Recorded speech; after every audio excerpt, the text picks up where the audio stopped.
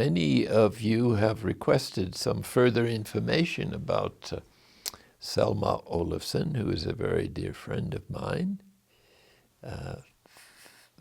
for many, many years, and who was a great contributor to my life as a teenager.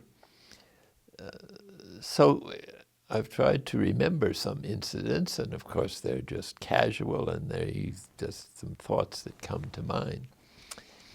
But as I remember her, I only met her when she came to the United States.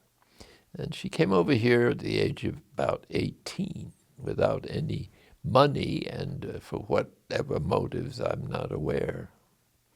And having no place to go, she found some kind of a rooming house in the Bronx or something. And during the first week, she was up there and had run out of money and was hungry and didn't know where to go for a job. She looked in the paper, and at that point, my grandfather, Joseph Parker Curlin, who was the head of a legal firm in New York and who had a large estate on Long Island, was desperately looking for a nurse to take care of a new member of the family.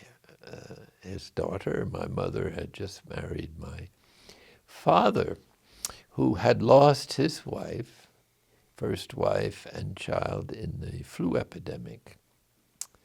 So this young man didn't have a mother for a while. I'm not sure of where he lived even, but I know he had a nurse and probably stayed with the family of that his mother had. But what they had moved, my father and mother, after their marriage, into the house there on Long Island, and they desperately needed a nurse for this boy whose name was Cletus. He was about 5 or 6 at the time, and would be classified, at least in those days, as somewhat unmanageable. And so Grandpa had put this advertisement in the paper, inviting people to offer to fulfill this position. So she saw this and she decided, well, she had enough money to get there on the train, and so she went and made a good impression on my grandfather. And then he introduced her to Cletus.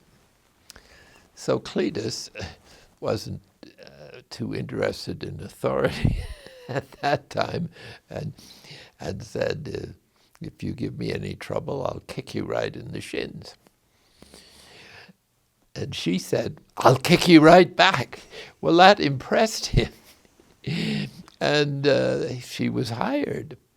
And they actually became great friends, and she really became a friend of every member of the family. I don't remember how many years she was in that service, but I know whenever the woman who was the nurse for the other children, who came one by one, till there were 4 of us altogether, she was she used to come and fill in for her on vacations. So she had this extraordinary quality. I don't know how you would otherwise describe it. But she was always cheerful and always friendly and always loving, and she rarely criticized anybody. If she did, there was certainly good reason for it. But she really wanted to make everybody happy, and so she had this unusual quality and that she expressed often that it was important to try to understand other people, and so she tried so hard to understand you. including your faults, that if she didn't really understand you, it was as good as if she did. So that you felt that someone was trying to understand the situation. At one point she was, all the kids were at the beach or something, and I was about 2 or 3, and this is her story. She said she took me out to teach me how to swim, and had this head of hair that was quite long. And a wave came along, and I was submerged. Oh, she was so worried that I might have swallowed some water, and so she pulled me out of the briny deep and said, "How are you? How are you?" And according to her, I said, "Oh, Selma, my feathers have gotten all wet." So apparently I had identified hair as feathers, but remember, I'm only 2 or 3 years old at this point. But she never forgot that incident. Later on, as I moved into adolescence, she had married another gentleman from Iceland, who I think was living in this country. And he unfortunately had some emotional problems and an alcohol problem. So he was not reliable in keeping a job. So by that time, she had left the service in order to move in with him, and they had this continuing difficulty. She really was supporting the family, and because of her wonderful personality, she got good jobs in certain upscale department stores or ladies' gowns on 59th Street.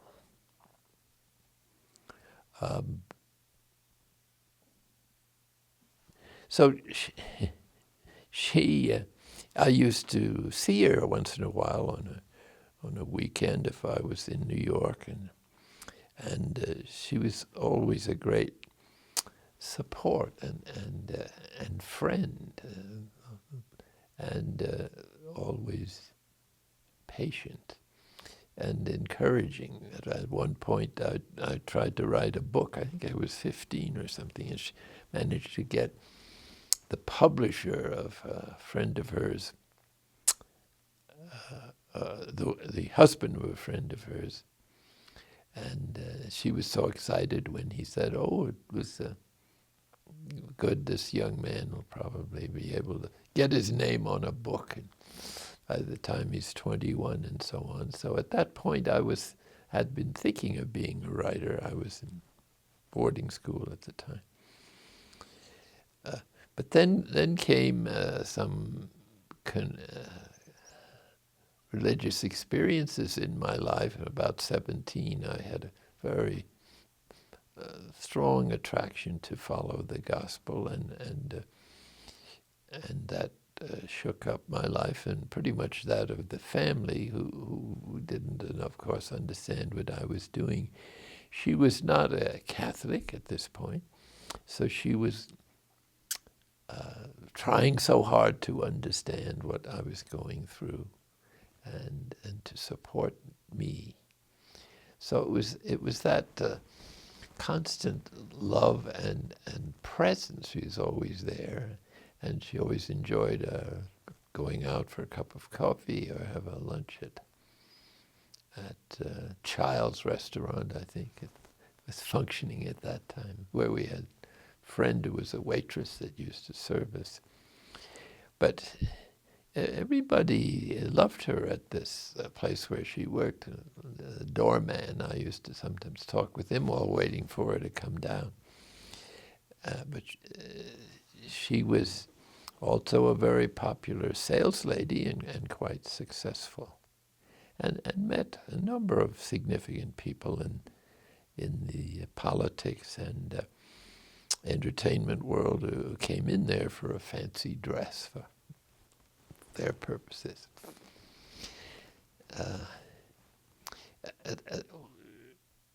I used to share with her some of the books I was reading, and as a result of that, over the years, she became a Catholic and took instruction from a nun in Queens, where she lived.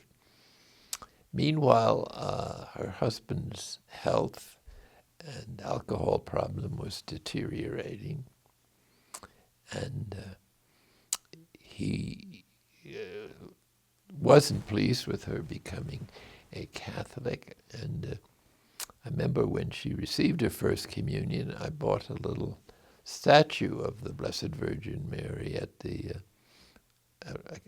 kind of Catholic 5 and 10 cent store, which she put on the mantelpiece, in which I remember she told me he had put some flowers in front of it or put it in a prominent place or something. A few months later, he had to be hospitalized, and he was dying in the hospital there. It's on an island in the middle of the East River, underneath the Queensbury Bridge in those days. And she was visiting him after working all day, and we used to attend on Friday nights a holy hour at St. John the Baptist Church on 76th Street. And one night she called and said he was very sick. She couldn't come, and when she went back to the hospital, he had died.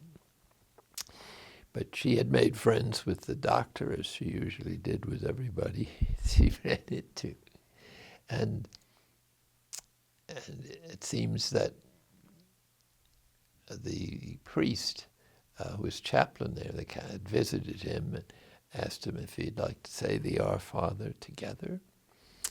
And he did, and then he gave him communion. So she was able to bury him in the Catholic cemetery, which meant a great deal to her. I always thought perhaps the reason he had such a grace of dying in such should we say, happy circumstances, was that little gesture he made of moving an artificial flower plant in front of the statue of Our Lady. It doesn't take much apparently to impress God or to please him. But so she was very strengthened in her faith by that set of circumstances, because she originally had thought he had died without any religious persuasion. So that really was another source of bringing us together at a deeper level. So we continued to share the books I was reading, or some of them anyway. When I came down from Yale and later when I was at Fordham, I used to see her at the Friday night holy hour at St. John the Baptist. So my vocation continued to unfold, and so I wanted to when I graduated from Fordham, I wanted to enter the monastery right away. So I made plans to do so. I couldn't enter earlier because you had to have permission from parents, which was not forthcoming. But she was always extremely supportive. Now, I was fully aware that I was an important person in her life, and although she had a great friendship with other members of the family and any number of other people, she had a special love for me. So, and that was kind of cemented by our religious companionship and by her sharing in my thoughts and the evolution of my obstacles that I had to overcome and so on. So it came time, she came to my graduation in the Bronx, and then a few days later I had planned to leave to go to the monastery. And we had a final meeting over coffee and tea, and that was extremely poignant because I knew I may never see her again. I knew that my going was causing her great suffering. But she never said a word about that, and she was just plain supportive, understanding, and didn't question my decision, while everybody else was really doing so. Trappists were not well known in that day. Father Merton hadn't started writing, and my poor father, who couldn't understand it at all, thought I was entering a tomb and wasting all the funds he had spent on really a very good education. So I said goodbye to other people, and then I went to the Grand Central Station.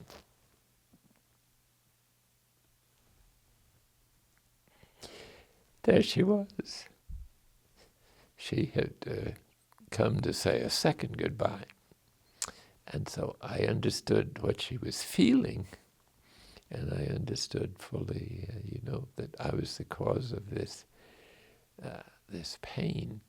It couldn't have been a more difficult moment for me, because am I going to go through this twice? was the question in my mind.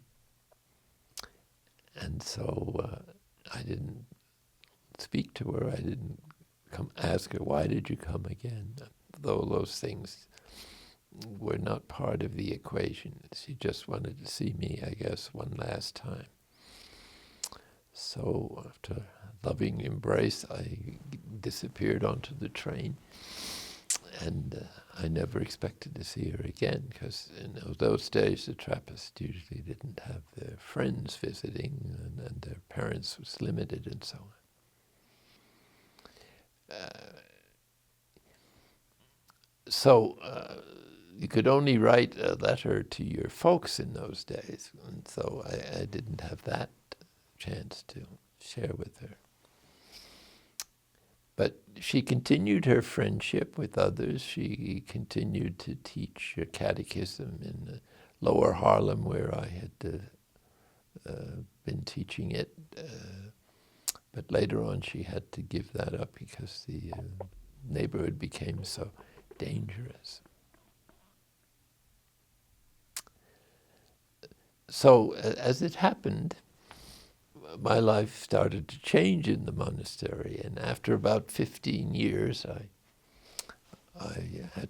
was sent to Colorado here, and in passing through New York, I visited my family, and they had invited her to come say hello. So that was a beautiful reunion, and there were other occasions when I met her, as I had to travel more frequently as abbot of Spencer. She continued to live in a fairly moderate place. She had made good friends with the landlady there, but she was pretty much living alone most of the time, and eventually she had to go to a nursing home, where I sometimes visited her when I passed through New York. And there she used to take part in discussions, and she was helpful to the other patients to make sure they had their rights and considerations and so on.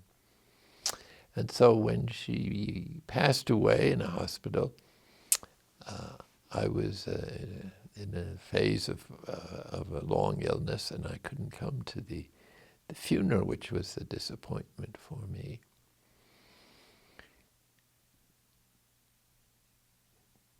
But everyone in the family remembers her as their friend. And this was the quality that